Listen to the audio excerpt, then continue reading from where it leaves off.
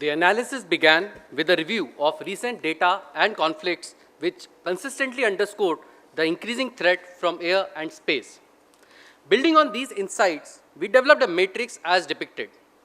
This is a risk assessment tool that helps us evaluate and compare the threat levels presented by the land, sea, and aerospace domains across various critical risk assessment factors.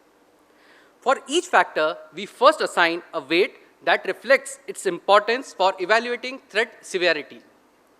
To ensure rigor, weightages for each factor were meticulously derived from the study of data, literature, and the collective expertise of this syndicate. The weight is a number from 1 to 15, with 15 indicating highest importance.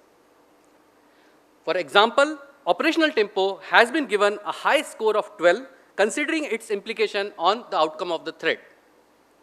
Next, threat from each domain, that is land, sea, and air, receive a score between 1 and 5, suggesting how much threat or risk that domain possesses in that particular area. Like air and space-based threat receive a high score in operational tempo factor because aerial systems can strike rapidly, while land threats score 5 on the index of decisive results that may lead to loss of territory. It is appreciated that traditionally loss of territory has had a severe psychological effect in the decision maker's psyche. To get the weighted score for a domain under a specific factor, we multiply the factor's weight by that domain's score. So, if operational tempo threat has a weight of 12 and air scores 5, the weighted score comes out to be 60. Similar calculation results in a score of 36 for land and 48 for sea, indicative of their intrinsic speed of operations. In a similar fashion, this framework is developed to understand the overall threat level. Hence, we arrive at the final scores as depicted. This indicates a high score for threats from air and space as compared to land and sea. For better visualization, the same is depicted on this heat map, where darker colors like red and orange highlight domains and factors with the most acute high-impact risks. For example, under targeting depth, air is shaded red, indicating its superior reach as compared to land or sea threats. This framework clearly suggests that the profile of national security is shifting, with air and space domains increasingly demanding our urgent attention. Certain inferences drawn from this analysis indicate that the threat from aerospace domain scores significantly higher across most risk assessment factors, especially in operational tempo, surprise, targeting depth, precision, and cost-benefit analysis. Land continues to play a vital role in stabilization, occupation, and post-conflict operations, but logistical burden impacts its score in threat assessment calculations. Sea power supports trade security and strategic deterrence at key choke points, but lacks the agility and ability to dominate rapid escalation scenarios. This comparative analysis has revealed that the threat from air and space is consistently outgrowing other domains. While threats from land and sea remain evident, they often lead to protracted engagement. Every analysis demands a precise evaluation of perspectives from both sides of the argument. Despite the stated alarming trends, several arguments challenge the notion that air and space threats are overwhelmingly dominant.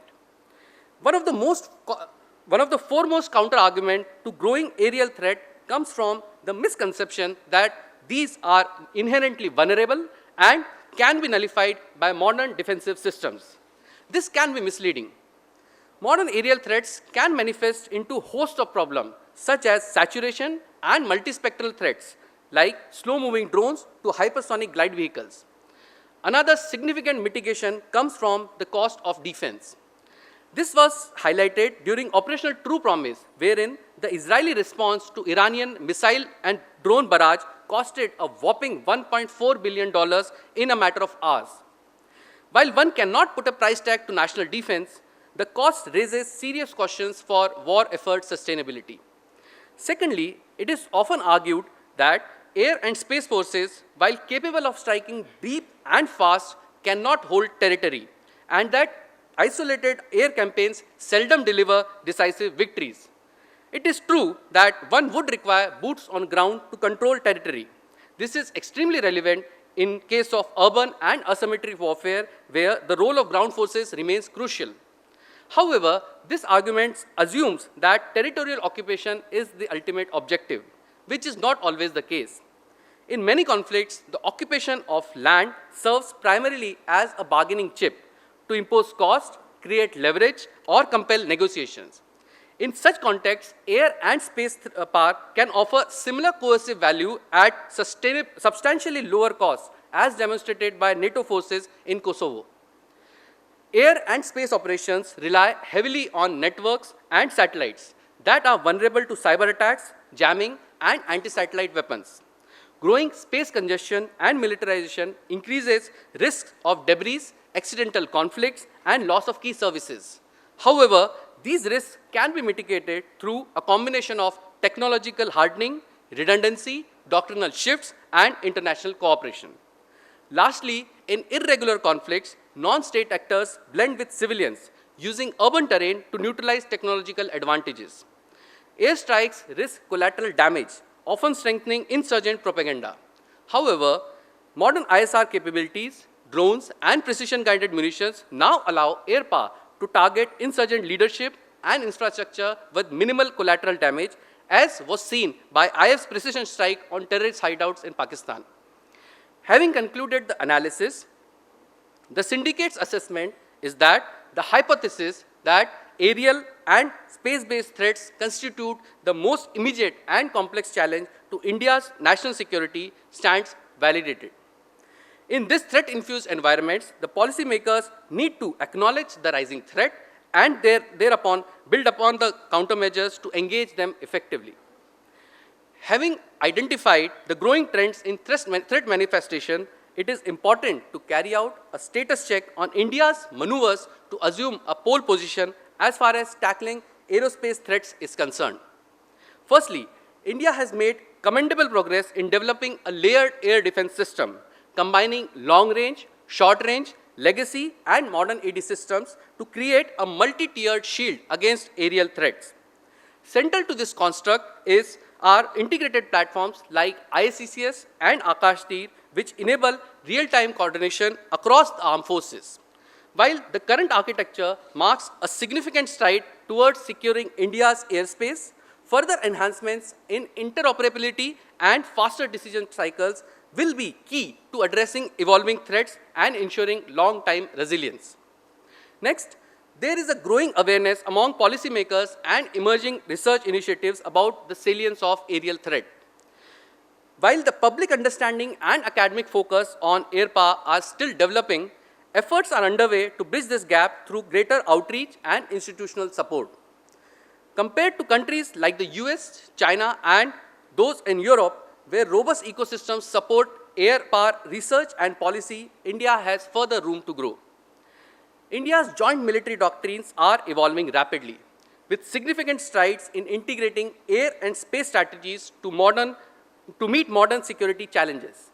Steps like introduction of dedicated cyber and space doctrines highlights India's determination to advance its war-fighting capabilities. The pace of development of such documents need to match to the rapidly evolving dynamics of the present day. India recently broke into the top 10 list of drone technology investment, an important milestone that signals growing momentum in the aerospace sector. While India currently trails behind global leaders like the US, China, and UK in terms of overall aviation infrastructure and space capability, the progress made so far reflects a strong foundation for future growth. As far as space is concerned, India is steadily enhancing its ISR capabilities with increased satellite launches and growing strategic focus.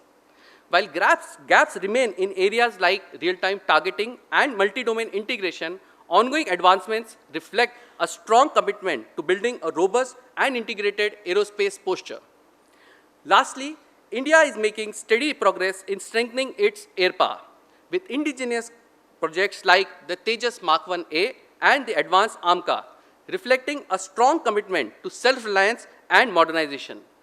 Ongoing challenges such as production delays and a shortfall in fighter strength highlight the need for accelerating modernization efforts. With continued focus on scaling up indigenous production and streamlining acquisition processes, India is clearly on the right path towards building a more capable and future-ready Air Force. Before I conclude, a quick recap. Initially, we surveyed the evolution of global order and concluded that realism is the reality where conflict is not a matter of if but when. We then established that policy decisions must be governed by a set of critical risk assessment factors to assess the nature and extent of threat. In the end, through a combination of subjective and objective analysis, we conclusively demonstrated that there is an exponential rise in the threat from the medium of air and space. This evolving reality compels India to remain committed towards enhancing air-mindedness, the strategic culture that emphasizes air and space power in national security planning. To nurture air-mindedness, we need a comprehensive aerospace response strategy with enhanced focus on indigenous technology development, multi-domain integration, and doctrinal innovation. In the 21st century security landscape, aerospace power is not merely an enabler. It is the cornerstone of India's strategic future. This would require a whole-of-nation approach to align all sources of national power to drive this effort into a mission mode. With this, ladies and gentlemen, the syndicate concludes its argument, and we would be happy to take on inputs from the House.